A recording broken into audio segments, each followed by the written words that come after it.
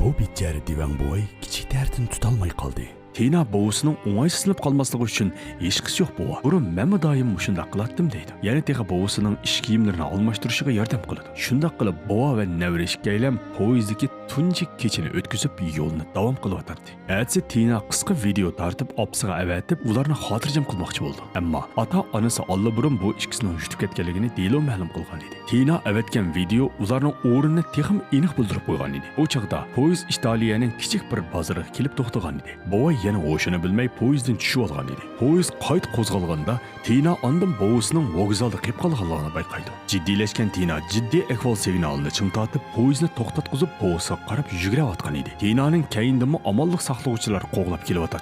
Tina bovisini ilib tozliq uyiga mo'kinib oladi. Bu mo'kinish toki tozliqchi tarafidan uyg'itib etkishi davomlashadi. Ammo o'ylamgan yerdan u tozliqchi ular bilan yurtdosh chiqib qoladi va birli qarab bu bo'y va navrlarni tunib oldi. Aslida poyezd jiddiy to'xtagan bu ish allaqachon butkul vokzalga purib ketgan bo'lib, tozliqchi bularning ishidan to'lim ta'sirlanib, ularga yordamlashmoqchi bo'ldi va ularni sanduqqa yoshirib bir qo'y to'shiyotgan yuk mashinasiga o'rlashtirib qo'ydi. Bo'y qo'yga amroq edi. Shunga xuddi kichik bolalardek to'yinib qo'ylarni silaydi. Yo'l bo'yi ular tekshirish xodimlariga yo'liqdi. Shofir ularning bayqilib kelishidan to'lim ansiraydi. Baxtga yarasha ziyrak Tina allaburun bovisini ilib mashinadan chandirmay tushib olgan edi. Qolgan musofirni ular qoida piyoda bassa, qoida shofirlarning yordamida mashinada bosatdi. Yo'l bo'yidagi go'zal manzaralardan huzurlanib mangan Tina va uning bovisi to'lim xush edi. Venesiyaga yetib kelganda ular bir kechaliga 1800 yevrolik yotoqqa o'rlashdi. Bu ilgari buvay bilan mo'may birga turgan yotoq edi. Yana bir tarafda Tinaning ota-onasi aeroplan bilan Venesiyaga yetib kelgan edi va tasodibiylik bilan o'xshash bir mehmonxonaning yonma-yon uyida o'rlashib qoldi.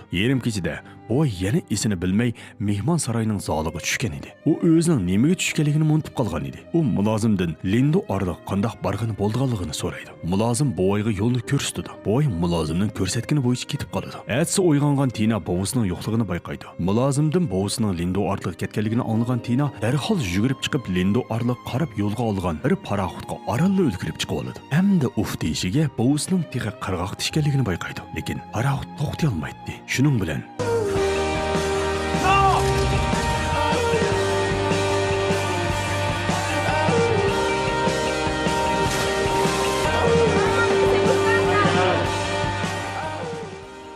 qirg'oqqa chiqqanda Tina bovisining yiniga itilib keladi. Kasalning ig'irlashiga ergishib, bu chaqda bo'y o'zi shuncha yaxshi ko'rdigan navrisini tanimay qolgan edi. Hatto uni yendan qo'g'lib etdi. Azoblangan Tina yanchiqidan bovisining saq vaqtida o'ziga yozgan bir parcha xatini ilib o'qiydi. Suyimlik navram Tina, agar kunlarning birida men seni taniy olmas bo'lib qolsam, mayli qandoqli bo'lsin, seni naqadar yaxshi ko'rdiganligimni bilishingni umid qilaman. Seni mangu suyman, umoq malikam. Dal mush paytda Tinaning ota-onasi bu ikkilanib bayqab qoladi. Tina ota-onasining qo'yniga o'zini etib, o'zi bilan bo'lgan bu sayohatini oxirlashtirdi. Uyga qaytgandan keyin opsi shirkatning iste'fo so'rab, butun vaqtini Tinaga sarf qilib, qizi bilan birlikda qiynotsining oxirgi hayotiga vaqtini beg'ishlaydi. Bu kuni Tina keysni o'qib bo'lib, o'zidan mening kimlikim yilimi yodingdimi bu deb so'raydi.